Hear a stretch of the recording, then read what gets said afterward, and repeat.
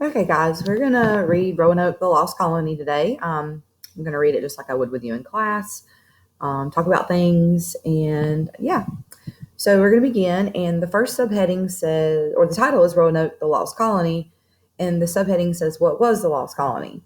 The Lost Colony was an attempt by the English to create a permanent settlement on the Roanoke Island in present-day North Carolina in 1587.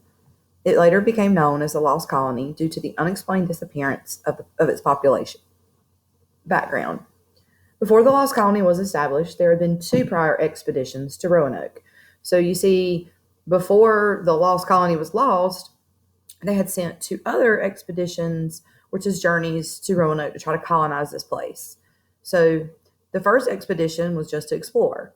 The second expedition occurred in 1585 and was the first attempt at a permanent colony at Roanoke. And you know, permanent means long lasting. The exact number of colonists on the expeditions is unknown. The colony was troubled by a lack of supplies and bad relations with Native Americans. Think about it. If you're across the ocean, you know, supplies are important. You don't know where you are, you don't know the people who live there. So, I mean, not having good relations with the people and not having supplies, not a good mix. In 1586, the settlers decided to abandon the colony and return to England. 2 weeks after the colony was abandoned, a supply ship arrived. It left behind 15 soldiers to protect the English claim to the land until more colonists could be sent. So, you know, with your study of the colonies, you know, people were claiming land, and England didn't want to lose this part or this piece of land because of its where it was located. So they left 15 soldiers there to protect the colony. 1587. In 1587, another attempt to establish a permanent colony on Roanoke Island was made. John White, who had been a member of the earlier colony that had fled back to England, led the group. 115 people had agreed to join the colony, including White's pregnant daughter and her husband. When the colonists arrived, they were unable to find any of the 15 soldiers who had been left before them. The soldiers' fort was dismantled and their houses were vacant.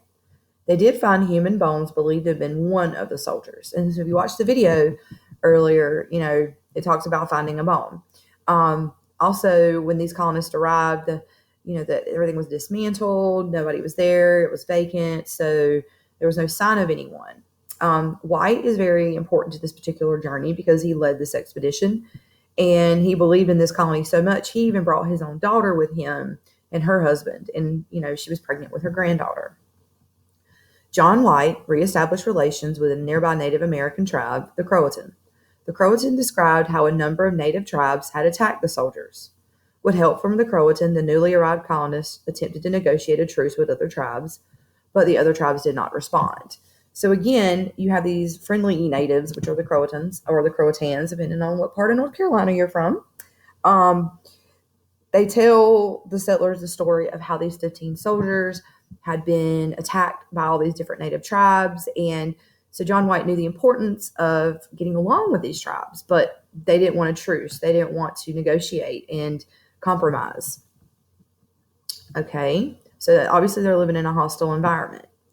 On August the 18th, 1587, John White's daughter, Eleanor Dare, gave birth to a daughter named Virginia. She was the first English child born in the New World. So this is a very important fact about Roanoke. The first English child recorded ever born in the New World was at Roanoke. By the time the fleet of ships that had brought the colonists was preparing to return to England, the colonists had decided to move to a new location approximately 50 miles away.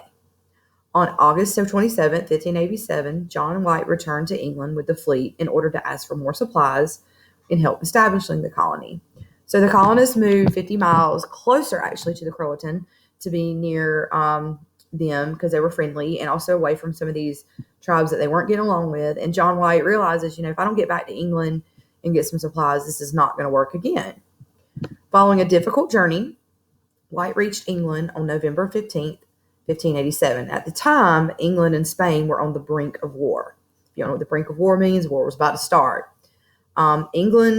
English Queen Elizabeth I refused to allow any ships to war against Spain, or excuse me, any ships to leave England because they might be needed in the war against Spain. So he's asking for ships to bring back supplies, and she's telling him they're not available because we're fixing to fight a war, and I need all my fleet to be here because, like, once again, English is a island nation.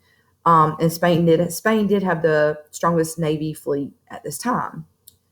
The return to Roanoke. It wasn't until 1590 that John White was able to return to the site of the Roanoke colony.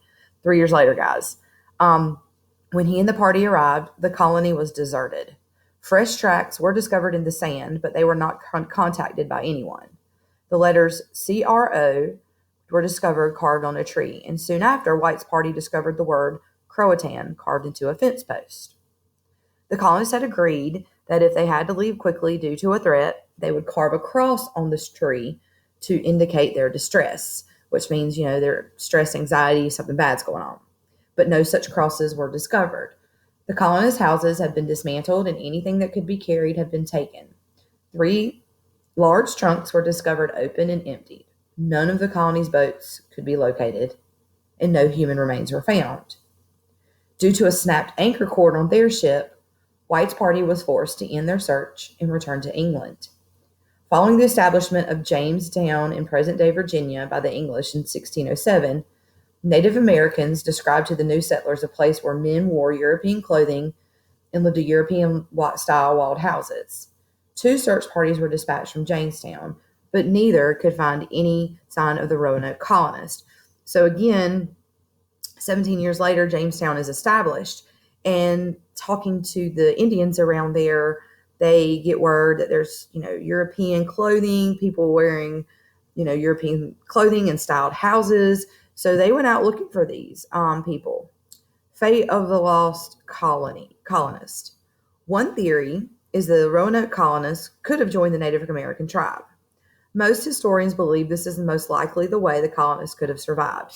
So joining the Croatan tribe probably saved their life because they protected them and they acclimated into their tribe. Another theory is the colonists could have attempted to return to England using a small ship, and they were all lost at sea. The ship could have been too small for all the colonists. However, leaving the question of what became to the other colonists. Other theories include the colonists being captured by the Spanish or being killed by Native Americans, but evidence is lacking for both. We are going to discuss the possible fate of the colonists later on in the week. You're now going to answer questions on this, and we will move forward after that.